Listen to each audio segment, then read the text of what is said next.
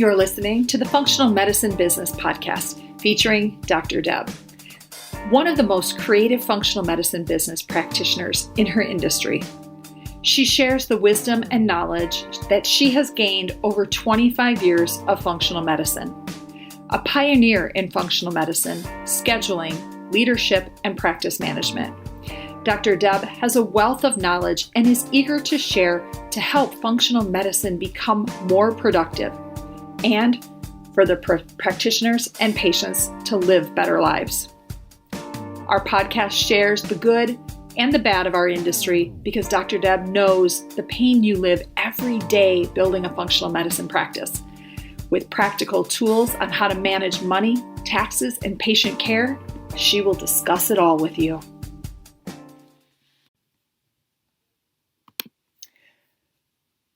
So what is actual functional medicine? We call it FM for short, and some people will actually call this integrative medicine as well. But a functional medicine approach is a systems of biology based on an approach that focuses on identifying and addressing the root cause of disease. Each symptom or different diagnosis may be one of many contributing to the illnesses of the individual. Functional medicine model evolved from the insights and perspectives of a small group of influential thought leaders who realized the importance of an individualized approach to disease. Looking at this from a cause and effect standpoint, they looked at research from a nutritional science, genomics, and epigenetic background. And these thought leaders found ways to apply these new advances in the clinical setting to address root causes, using low-risk interventions that modify molecular and/or cellular systems to reverse disease. So as we look at functional medicine, we can be a variety of practitioners that are implementing the functional medicine model, right? You can be a nurse practitioner, a DO, an MD, an ND, a health coach, a nutritionist. There's a whole host of titles we can use to implement the functional medicine practices or the functional medicine lifestyle. And basically, what we're all trying to do as thought leaders is to teach people this functional medicine model so that we can help them grow and we can help them thrive in their life and be the best person that they can be for as long as they can possibly be, right? So that's really what functional medicine is. Now, on this podcast, what we talk about is not just what is functional medicine and what can we do clinically, but what do we do from the business side of things? Where is the business implementation process that happens so that we can actually create a business out of functional medicine? And there's a whole host of people doing amazing things these days. We have people that have a brick-and-mortar practice. We have people that have a telemedicine or a virtual practice. We have high ticket, low ticket, coaching, group. I mean, there's just, when I started out, the only thing there was a brick and mortar. That dates me quite a bit. Now we have all of these amazing tools of things that we can do to help us deliver our messages. Not to mention, we have courses that we can do online, and we have podcasts like this, and we have YouTube videos. We have Facebook Lives that we can do. It is so different today than it was 20 years ago when I started. When I started, there was one way to get your message to people, and that was to lecture in front of them and market to them and bring them all together and hope that some of those people became your clients. And today we can hop on a Facebook Live and that message will stay in perpetuity. And it goes on and on and on. And yes, we hope that we get clients from it, But if we don't, we know we've impacted lives, because every person who sees that post, every person who sees that video is going to gain something out of it. And I think that we're living in such an amazing time today that allows us this opportunity to spread the message and spread the word and educate people from so many different angles. Sometimes, though, I will say it can be a little overwhelming, right? Do I become an Instagram expert or a YouTube expert? Do I become a Facebook expert, or do I get on summits? Do I start a podcast? Oh my God, I'm overwhelmed, right? It's that shiny object syndrome that we all get. Like, there's so many different places that we can go to, but what is the one that we choose? And here's what I would say to you. Your message is so important that it doesn't matter how you get it out there, just so that you get it out there. Pick one. Don't pick all of them. Pick one angle.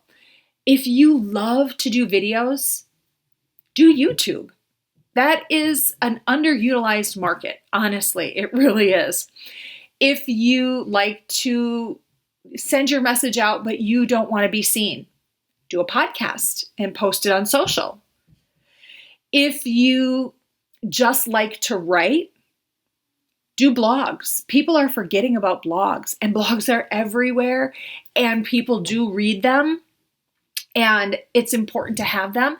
You know, we take our podcasts and we transcribe them because people do like to read them. They don't always want to listen, although I will tell you, it's different today than it was even 5 years ago. More people want to consume it by listening than reading. So if you can do something by audio or video, it gets listened to a little bit more. But blogs are still amazing, and blogs are great for search engine optimization. And we've forgotten about search engine optimization because we're busy over here making landing pages.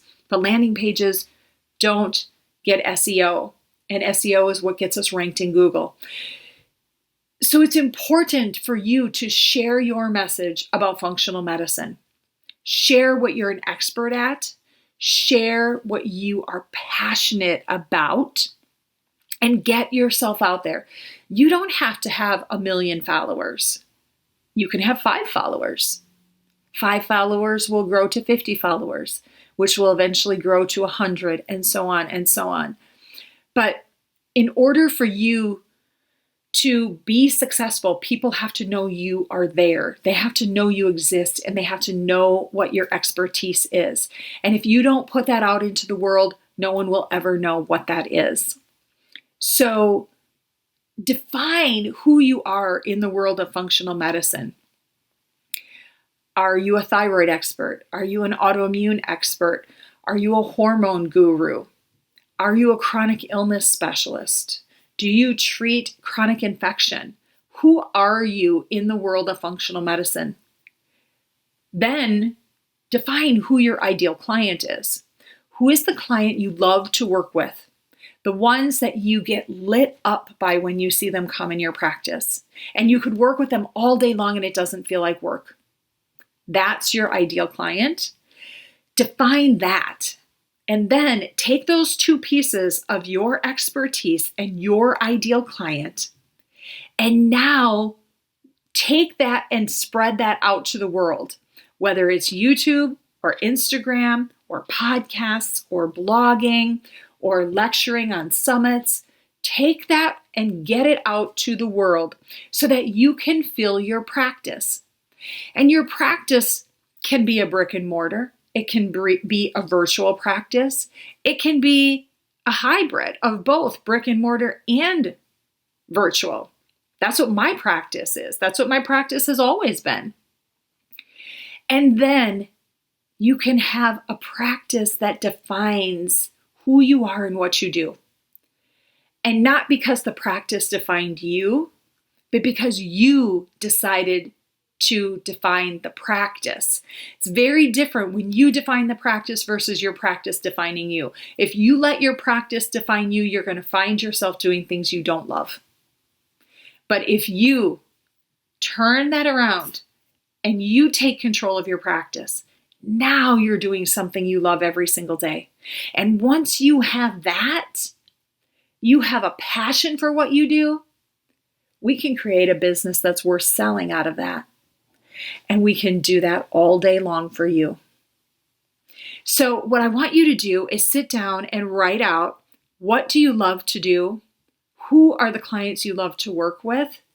And what is it what platform do you love to work off of? Video, audio, writing. And then once you've identified all those things, I want you to post in our FMBI group what those things are and how you're going to get them out to the world. That's how we make impact. Thanks for listening.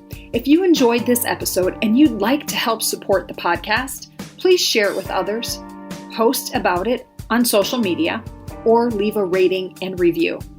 To catch all the latest from me, you can follow me on Facebook at FMBI.